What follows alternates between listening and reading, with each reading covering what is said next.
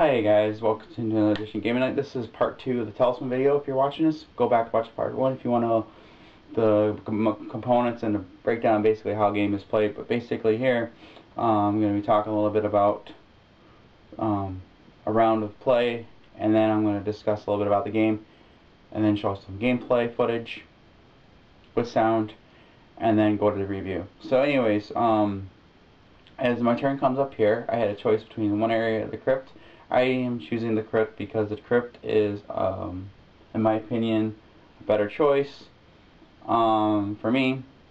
And I rolled a 1, so I will be facing a spirit. Its craft is 4, so as long as my opponent doesn't roll too high and I roll high, I'll be able to defeat the spirit, and that might be the end of my encounter.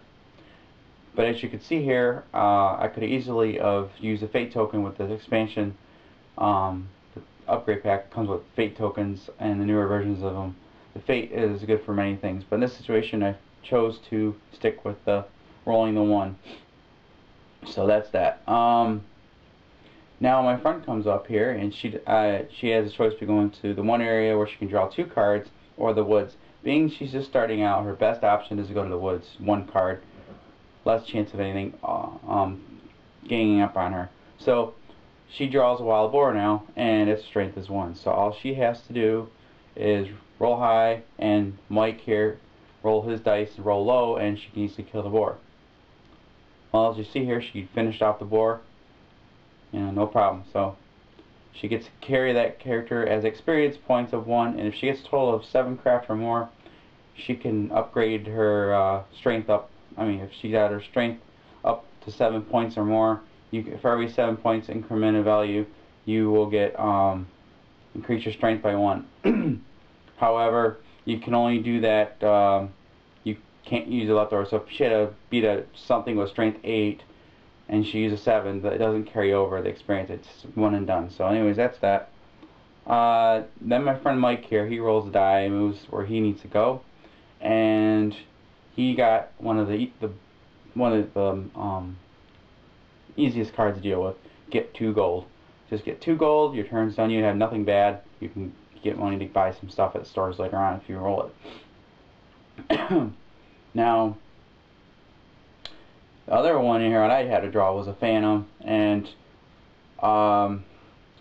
he's one of those characters depending on your alignment. But since my character is evil, I get a choice. I'm going to take the spell because the spell is better than the other options in there, in my opinion, at the time. So you can never have too many spells, except for if you're maxed at your craft level. I can have up to 2 spells. So since I used the 1 earlier, I can use that spell. So anyways. I'm going to talk a little bit about the game now. So anyways, Talisman is basically a luck derivative game. There's random elements all over the place, so you basically never know what you're going to get. You can get hosed pretty easy in the game. It's semi-competitive. Basically, it all depends how you play it. But with a group of 5 or more, it's the best size group for this game. I'd say anywhere between 5 and 7. You could probably go as high as 9 players, but 5 and 7 is a pretty dang good size group, because everybody on the board will be going around planning stuff on the board. So the more players you have, the more stuff will get through the adventure deck.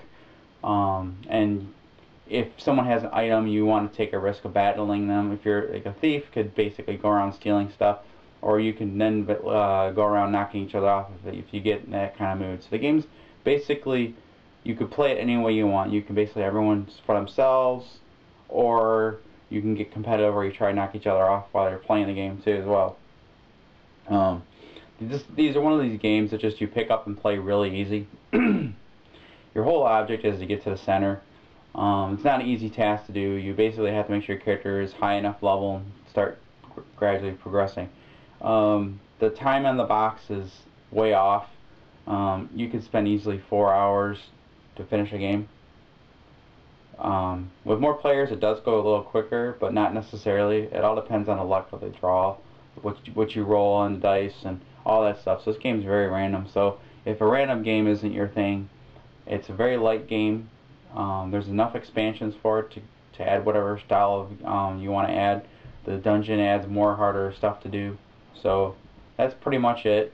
Let's go to the gameplay with sound, and then we'll go to my final review.